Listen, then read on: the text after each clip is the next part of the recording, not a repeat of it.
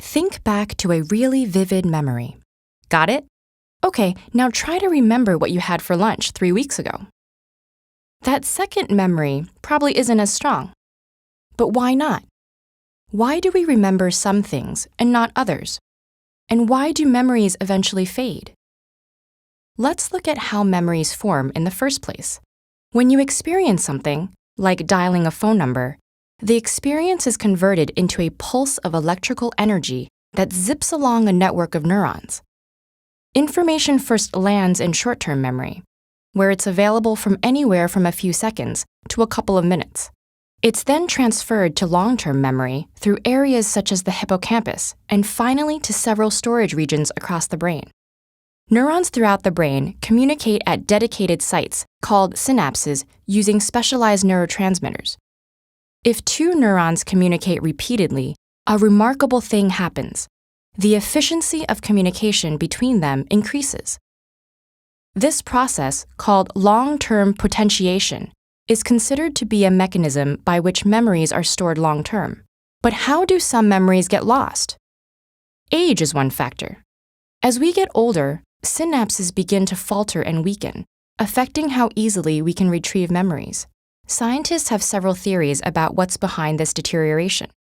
From actual brain shrinkage, the hippocampus loses 5% of its neurons every decade, for a total loss of 20% by the time you're 80 years old, to the drop in the production of neurotransmitters like acetylcholine, which is vital to learning and memory. These changes seem to affect how people retrieve stored information. Age also affects our memory-making abilities. Memories are encoded most strongly when we're paying attention, when we're deeply engaged, and when information is meaningful to us.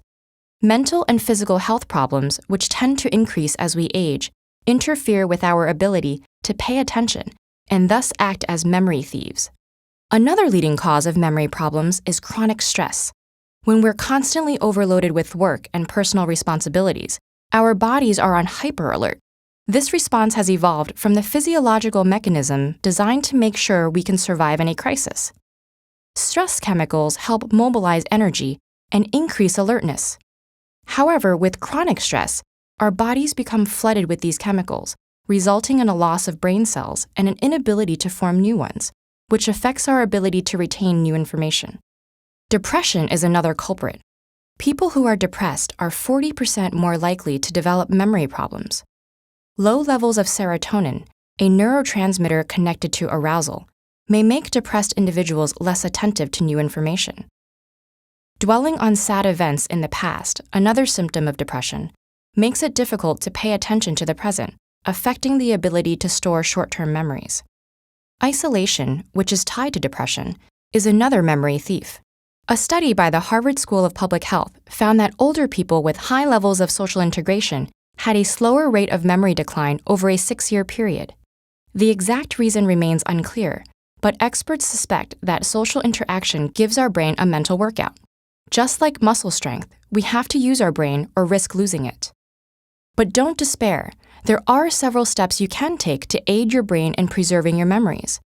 Make sure you keep physically active. Increased blood flow to the brain is helpful. And eat well. Your brain needs all the right nutrients to keep functioning correctly. And finally, give your brain a workout. Exposing your brain to challenges like learning a new language is one of the best defenses for keeping your memories intact.